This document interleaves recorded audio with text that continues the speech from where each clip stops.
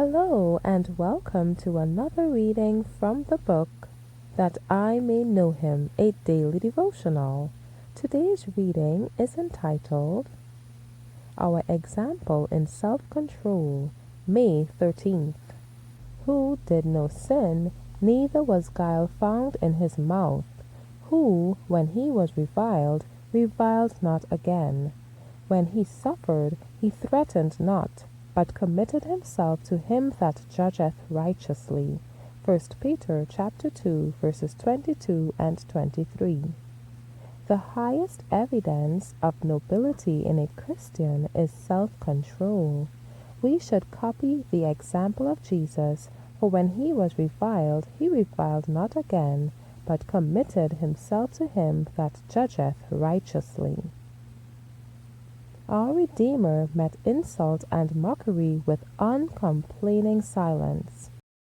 All the cruel taunts of the murderous throng who exulted in his humiliation and trial in the judgment hall could not bring from him one look or word of resentment or impatience.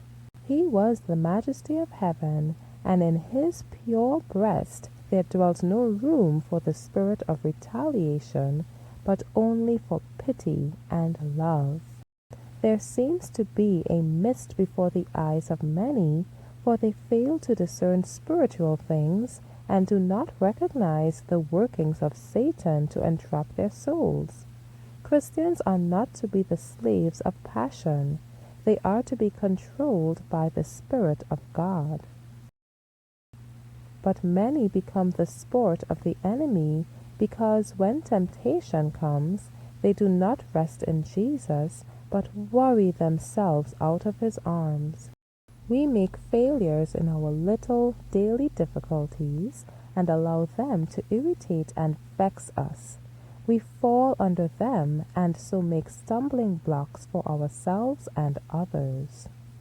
But blessings of the greatest importance are to result from the patient endurance of these daily vexations, for we are to gain strength to bear greater difficulties. Oh, that we might control our words and actions! What harm is wrought in the family circle by the utterance of impatient words, for the impatient utterance of one leads another to retort in the same spirit and manner.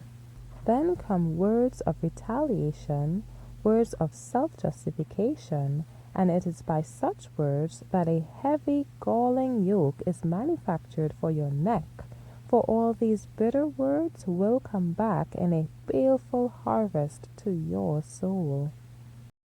How much better to have the oil of grace in the heart, to be able to pass by all provocation and bear all things with Christ-like meekness and forbearance.